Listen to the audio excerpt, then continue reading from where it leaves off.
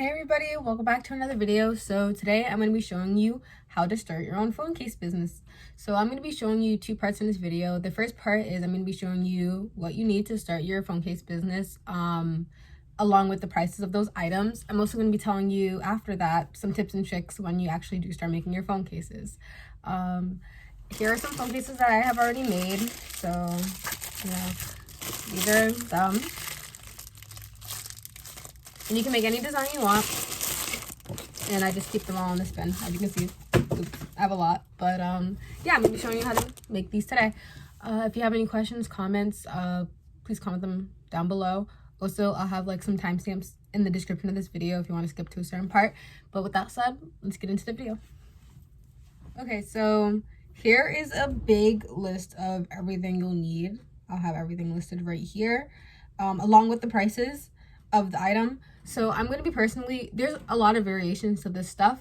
I'm going to be showing you what I brought to make my phone cases, because if you have any questions and stuff, then I can actually help you because I have all the same exact items, but the range of the stuff shouldn't range that much. So let's talk about the first thing. The first thing you'll need is a sublimation printer. I have the Canon 2720, I believe. I'll have images of everything right here. But you'll need a sublimation printer to print your phone cases on. I believe the printer was around $200 something. It's the most expensive item you'll need starting your phone case business. I don't think the list will exceed above 400 for like starting off, but if you already have a sublimation printer, then you're all set to go.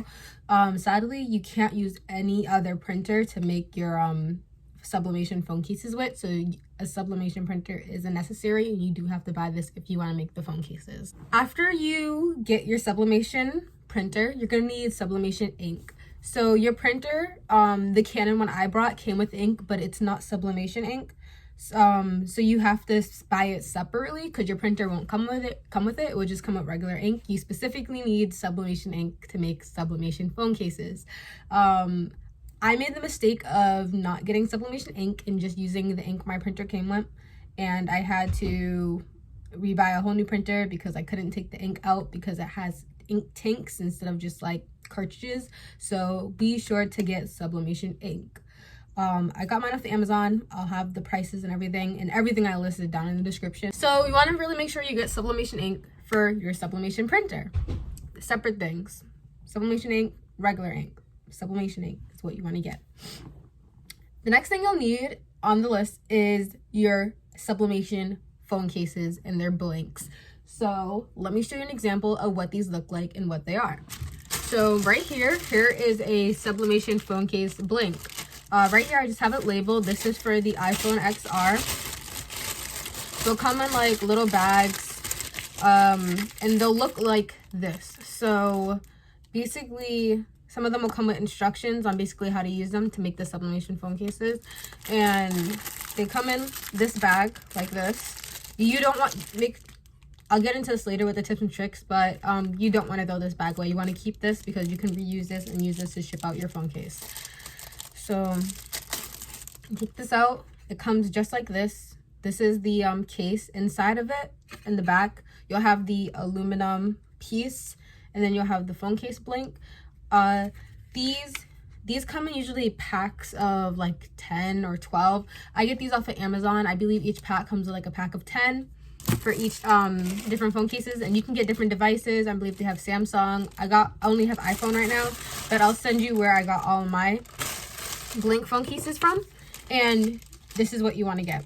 The next item you'll need a heat press. So I have a heat press I got from Amazon. It's actually not mine, it's my mom. She used to have like a t-shirt business that she ran, so we just had it. We conveniently had a heat press already, but you can also buy one. I know Cricut sells really good ones. They sell like smaller ones for phone cases, but you just want any type of heat press. I do not recommend using an iron. I do not think that will turn out really good, so you want to make sure you get a heat press. There's different heat presses out there in shape and sizes, and any one should work just fine. But I usually do my phone case presses at around 300 degrees Fahrenheit, so you want to make sure your heat press heats up to that point. The next thing you want is parchment paper. So you're going to use the parchment paper when you go to use your heat press as like a boundary between your aluminum, as like kind of to like layer it. So you want a piece of parchment paper, and then you want your aluminum phone case, and then you want another piece of parchment paper on top, and then you want to heat press it. So you're going to need parchment paper. You can get any type of parchment paper. You can get it from your grocery store, you can buy it online, super cheap, super inexpensive, but you want parchment paper or something else that's gonna work the same as layering for your aluminum. I just found parchment paper super cheap and usually already have it at our house, so it works just as fine as any other thing. Next, you'll also want some heat resistant tape. I actually have mine on standby, but I'll also have like pictures and stuff up. This is what my heat resistant tape looks like. It's just tape that can like resist high temperatures. You'll want this to hold your aluminum case down while you go to heat press it, so it doesn't move any at all when you go to put the heat press on it. These are also super cheap. It came in a set of 2, and you don't need a lot of this at all when you go to tape your stuff down, so it's probably going to last a long time.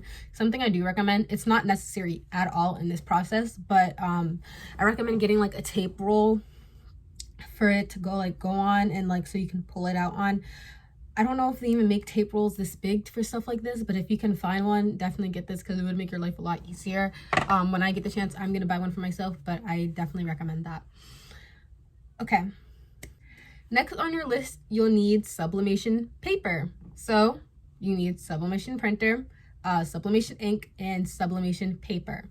Sublimation paper basically will allow you to transfer what you print on the paper to whatever you're designing on, whether that's t-shirts, backpacks, or phone cases. So you need sublimation paper. The sublimation paper that I have comes in like a sheet of 100. It was super cheap. It has like a side that's kind of reddish, and then it has a whitish side as well. You want to print on the white side, and then you want to heat press using the red side, but I'll get into that later when I go into the tips and tricks part of this video. But you also want sublimation paper. Okay, with that said, those are all the necessary items and the prices that you need to start making your sublimation phone cases. I'll have like a lot of visuals and links and stuff throughout this video and in the description and stuff to make sure I can do the best I can do to help you get your business started.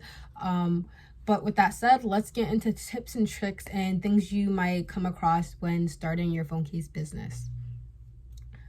Obviously, I won't be able to put like a whole troubleshooting video into this because I can only go off the like troubles that I have, but there's some really good other YouTube videos out there that talk about other people who have sublimation phone cases businesses and like struggles they had and how they fixed them. So if you come across anything like that, make sure to check out those other videos or just look them up. But with that said, let's get into the tips and tricks section of this video. Okay, so starting off, I want to talk about your sublimation printer. So setting up your printer is a pretty simple task. All you do is like you go through the guide. It kind of instructs you on everything to do, but there's a few things you want to put into your printer. So if you go into your settings and then you go into, I think, paper settings, you want to switch your paper type to premium matte. I think most of the sublimation paper you get will have instructions on what to change your paper setting to for your printer, but most of the time it's premium matte. So you want to make sure your paper is set to premium matte, and you want to keep the size because most sublimation paper is the same size as regular printing paper, so you can leave the size alone. But you want to make sure your paper type is premium matte for printing. My next tip is get syringes. I know this sounds really weird, and if you're underage, you might want to get someone older to help you, but the sublimation ink usually doesn't come with like the bottles that your printer comes with, which you can just kind of flip over and plug in and it nozzles down into your printer. The ink has to be inserted into your printer using a syringe, and the ink that I listed in the video and I showed earlier, it comes with syringes to help you insert the ink into your printer. This is a pretty simple task. All you do is take the syringe and then scoop suck out the ink from the bottle, and then you want to insert it into your printer. But you want to make sure you have syringes to do that. And it's kind of tedious, it takes a while, and it might not look like it's filling up, but just keep putting ink in it, and you'll start to see it rise up in your tank. But that's also something you want to do in order to fill in your printer's ink. Another tip I have is about your sublimation paper. You really want to pay attention to the instructions that come on your sublimation paper, because each sublimation paper is different, and it's very important in order to get your phone cases to turn out right.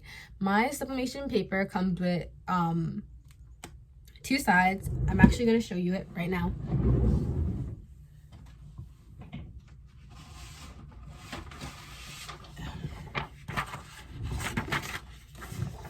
So my sublimation paper comes with 2 sides. It comes with, ignore this marking on it. It comes with a white side, and it comes with a pinkish side. I don't know if the camera can really see if you can see the difference on camera, but the instructions tell you to hold it up to a white wall or something that's completely white, and you'll be able to see the difference. It's actually, you can just see it just by looking at it. You can see it actually just by looking at the paper, but you want to make sure that you're printing your sublimation print on the white side of this paper, not the pink side. This is something that I wasn't paying attention to, and I didn't see it at first until I read the instructions. But you want to print on the white side of your paper. Okay, great. On to the next tip. Now that you have your printer completely set up and ready to go, let's move on to the phone cases. Printing your sublimation phone cases and sublimating it and everything is a pretty easy process itself, but there's a few things that you want to pay attention to. I'm actually going to show you kind of step by step. I can't show you completely, but I want to give you the best visuals that I can. So let me grab a sublimation phone case. Okay, so here I have my phone case. So let's pretend, I'm actually going to get a messed up blank that I have so I can show you. Okay, so here's my sublimation phone case. Let's pretend I have my design printed out. Let me just quickly draw something on here. Let's draw a smiley face. Okay, so let me put a little box around it too for visuals. Okay, there you go. So here is my design printed out. You can troubleshoot this on regular paper before you even print to make sure that your design's the right size for your phone cases. Obviously it's going to take some troubleshooting, but you should be able to figure that out. I can't really do a video on that because there's not really dimensions on Google Docs and Google Slides, which is what I use, but just figure that out beforehand. But here is your printed design with your sublimation ink, using your sublimation printer and using your sublimation paper. You have your design. Your design is now ready to be transferred onto your phone case. I heard people say that they let their print dry or they do it wet and stuff like that. Honestly, as soon as my design prints and comes out my printer, I'm already ready to put it on my phone case, and I haven't had any problem doing that. So that's what I say. That's just what I do. But here's your design, and here's your phone case. I'm going to be showing you what you want to do to get your design on your phone case. So first, you want to take it out of the bag.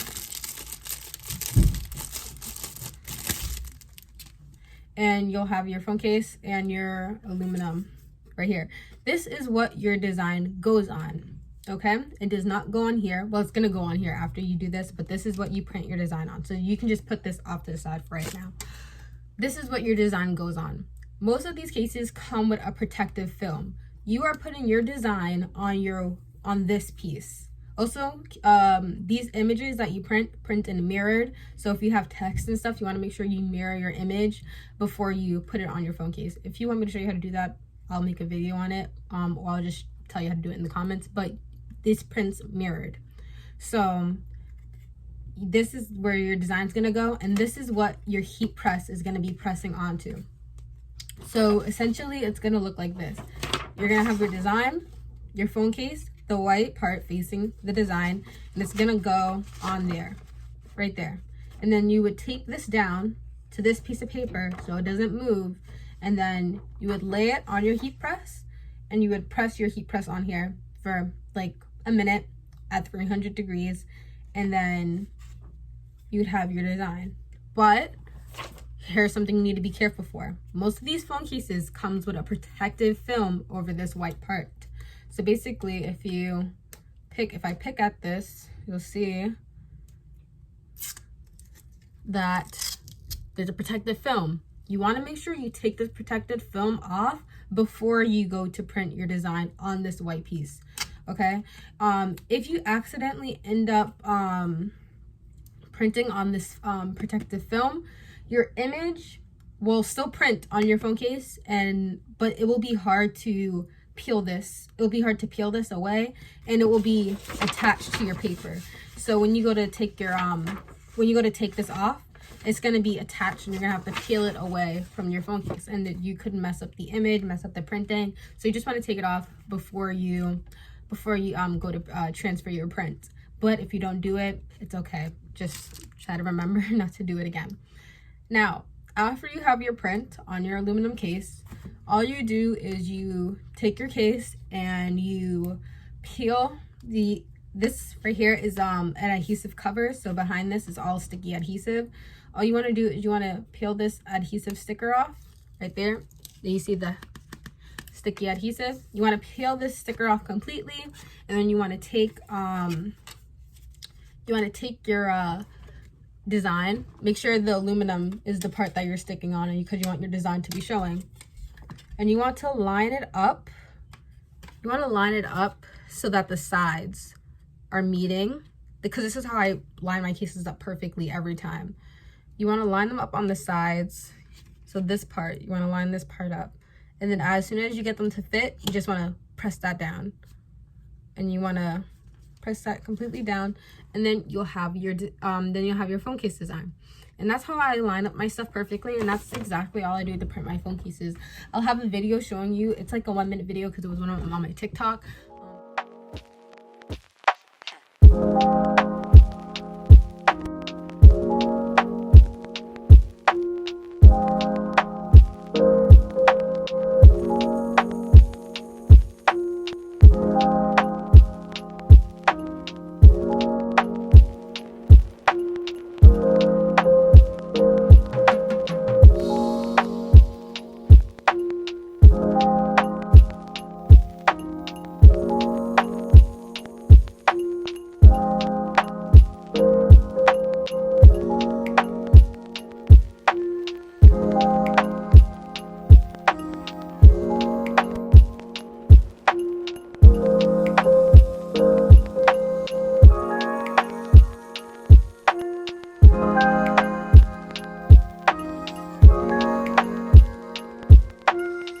How I do that whole process, but it's really simple, nothing to be intimidated at all, and it's super easy to do, and it's super fun to make. You can get designs off anywhere. You can get inspiration off of Pinterest. You can take your photos of your family.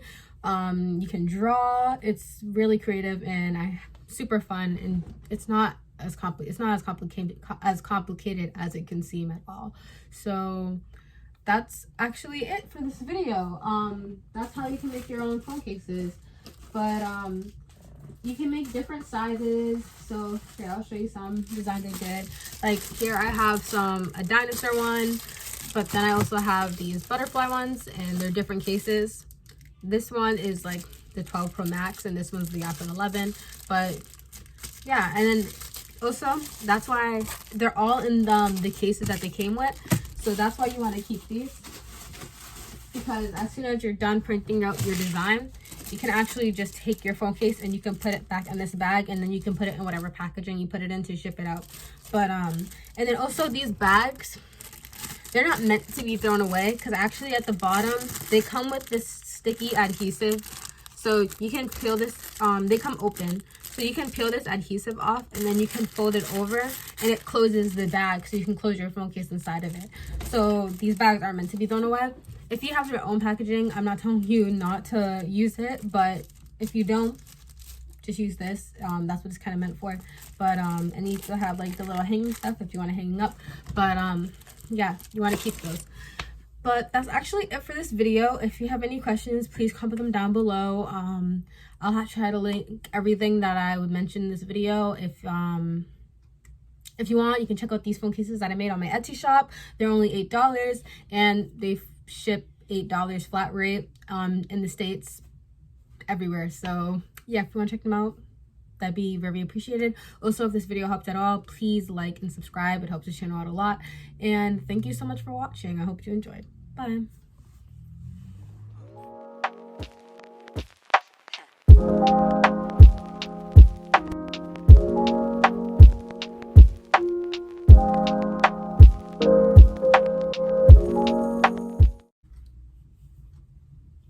Keep playing. I might put you in the blooper. Yeah. Okay, Rihanna.